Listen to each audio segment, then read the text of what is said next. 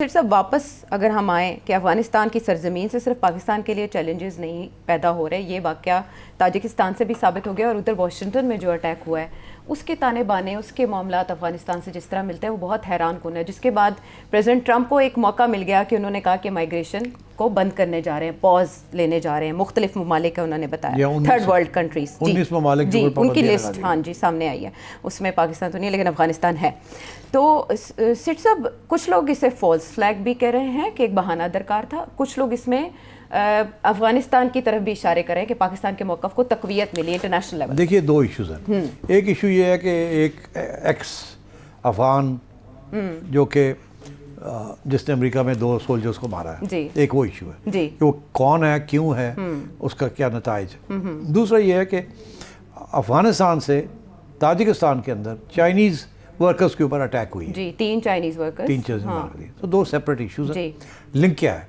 देखिए, जो सवाल है कि वो रहमानुल्लाह, यही नाम जी, है, यही नाम है जो अफगानी शहरी है, वो कौन है और क्यों उसने किया? शुरू में डोनाल्ड ट्रंप ने तो ज़्यादा इसमें इजाफा नहीं किया, उसने सिर्फ इतना कहा टेररिस्ट अटैक है, ये है, वो है। और उसने बाइडन एडमिनिस्ट्रेशन, जो पिछली एडमिनिस्ट्रेशन थी अमेरिका में, जो उनके ऊपर इल्ज़ाम लगा दिया कि आपने सोचे समझे इन लोगों को बुला लिया, वेट नहीं किया, देखा नहीं कौन है कौन नहीं है। इसमें ऐसे लोग भी आ गए हैं जैसे ये, जिसने हमारे ऊपर अटैक कर दी। ठीक, मगर जो बात क्या निकली जब थोड़ी सी तफ्तीश की गई कि ये साहब वो हैं जो कि अमेरिकन फोर्सेस जब अफ़गानिस्तान में थी उनकी हेल्प कर रहे थे। जब अमेरिकन फोर्सेस कहीं भी जाती हैं तो वहाँ लोकल्स को रिक्रूट करती हैं जी। कि कोई उनके इन्फॉर्मेंट होते हैं, किसी को वो पूरी मिलिट्री ट्रेनिंग दे के पैसे देते हैं कि हमारे साथ चलें, हमें गाइड करें, क्योंकि हम बोलती ज़ुबान नहीं हमें आती, ये नहीं है। तो वो सारे के लिए ये उन लोगों में से है जो एलीट यूनिट था अमेरिकनों का, वो वहाँ इसकी रिक्रूटमेंट हुई थी और ये इसने वहाँ स्पेशल ऑपरेशंस में हिस्से लिए हुए, fully trained as a military man, और ठीक ठाक वहाँ पैसे कमा रहे थे। और मगर जब ये सारा कुछ हुआ तो अमेरिका को यही था कि अपने लोगों को साथ लेके चलना है। आपको याद होगा जहाज़ जा रहे हैं लोग जी, बहुत से लोग ऐसे जो पीछे रह गए थे, जो कि मुलाजमत थी जिनकी अमेरिकनों के साथ, उनको भी लाना था। उनके साथ ये वादा था कि अगर कुछ हुआ तो आपको लेके जाएंगे। ज़ाहिर जिम्मेदारी थी, इनको छोड़ जाते तो तालिबान ने तो आके लोग कत्ल कर देना था। तो जाहिर है, तो वो फिर कुछ लोग पाकिस्तान आ गए, यहाँ से फिर वो अमेरिका चले गए, कुछ लोग डायरेक्ट अमेरिका चले गए, and so on and so fourth. तो ये उनमें से है जो कि अमेरिका की मुलाजमत में थे। अमेरिका के जो सबसे ख़तरनाक ब्लैक ऑप्स जिसे कहते हैं, जो कि आउटसाइड द लॉ, जो कि अमेरिकन फोर्सेस डायरेक्टली नहीं करती, वो कॉन्ट्रैक्टर्स को हायर करती हैं।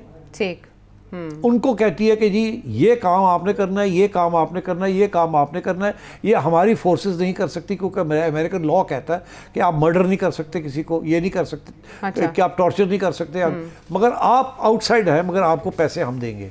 तो ये जैसे कि आपने सुना था, ये ब्लैक ऑप्स इसे कहते हैं, काले ऑपरेशंस। इसके अंदर लोकल्स को हायर किया जाता है। अच्छा। और ये उस किस्म के यूनिट का हिस्सा था जिसमें इसने ऐसे काम किए हैं अमेरिकनों के साथ मिलकर अफगानिस्तान के बशिंदों के ऊपर, लोगों के ऊपर, कि अब उसको रात को नींद नहीं आती उसको।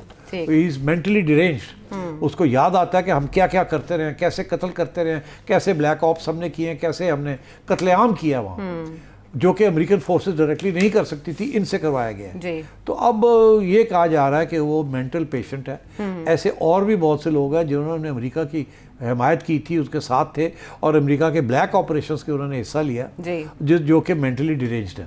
वो उनको अब जाके उनको होश आई है कि यह हुआ क्या है, हमने अपने लोगों को मारा, हमने ये किया, और आखिर में क्या हुआ, हमें भागना पड़ा अपने मुल्क से, अपनी ख़ानदान से, अपनी फैमिली से, और यहाँ आ गए, यहाँ का कल्चर हमें नहीं पता, हमें कोई मानता नहीं है, और अब सब हमें टेररिस्ट भी कहते हैं। तो ये मेंटली ही वाज अनहैप्पी। तो आई थिंक इस किस्म के और भी लोग हैं वहाँ। अब यही खबरें आ रही हैं कि ये मेंटली देयर अनस्टेबल, बिकॉज उनको वो याद आता है कि हमने क्या क्या किया है वहाँ, और अब वो माफिया मांगते फिरते हैं अल्लाह ताला से। मगर गुस्सा अमेरिकनों के ऊपर है कि आपने हमसे ये काम कराया और फिर आप उठ के आ गए और तबाह करके आ गए हमारा मुल्क, और हमने आपके साथ हिस्सा डाला इस चीज़ में। तो there are many people who are troubled, और ये he was one of them. तो इसलिए इसने अटैक किया on those 2 guards, because he was trained. उसकी पूरी ट्रेनिंग है, he is not कि एमए को अफगान उठ के आ गया, he was part of the elite corps, so he knows the job. And so एक तो ये है, that's a separate issue.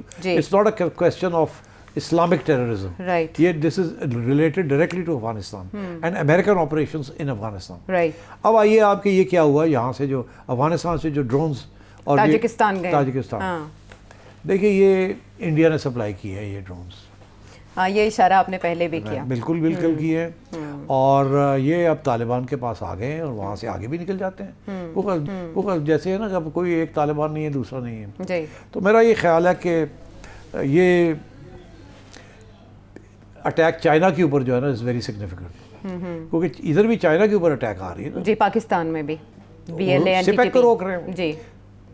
ये इंडिया का भी एजेंडा है, अमेरिका का भी एजेंडा है कि सिपेक को रोकना है ताकि चाइना को नहीं बढ़ने देना। और चाइना अब देख रहा है कि अफगानिस्तान अनस्टेबल हो रहा है, तो वो आपको मैंने पहले भी एक प्रोग्राम में जिक्र किया था कि वो ताजिकिस्तान के ज़रिए और कज़ाकिस्तान जा रहा है, रेलवे लाइंस बिल्ड हो रही हैं, सड़कें बिल्ड हो रही हैं कि वहाँ से भी एक रूट निकाला जाए टू यूरोप।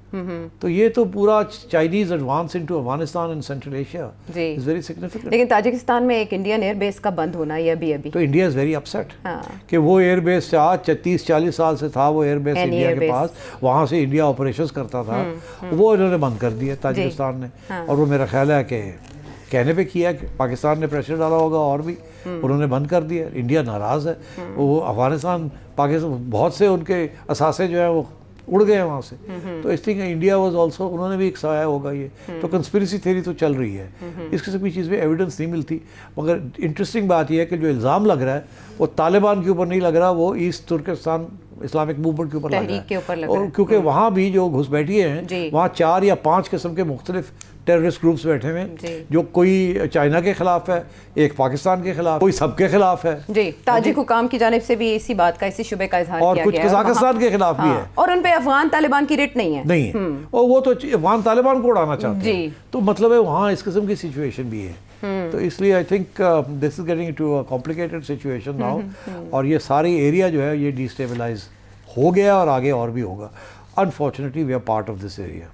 राइट। इसमें आपने कंक्लूड कर लिया कि ख़तरात कौन कौन से दरपेश किस किस को हो सकते हैं, लेकिन ज़ाहिर है ये बहुत गहरा मामला है जिसके बहुत से एस्पेक्ट्स हैं। आने वाले प्रोग्राम्स में कवर करते रहेंगे। आज के प्रोग्राम के हवाले से आपके फीडबैक के हमें इंतज़ार रहेगा, और ज़ाहिर है दुनिया में आप कहीं भी बैठे हैं तो कोई ना कोई सवाल आपके जहन में ज़रूर उमड़ रहा होगा। हस्बे मामूल आपके सामने है नंबर, इस पर अपने राय का इजहार कीजिए, अपने सवाल भेजिए। अगले प्रोग्राम तक के लिए हमें इजाज़त दीजिए।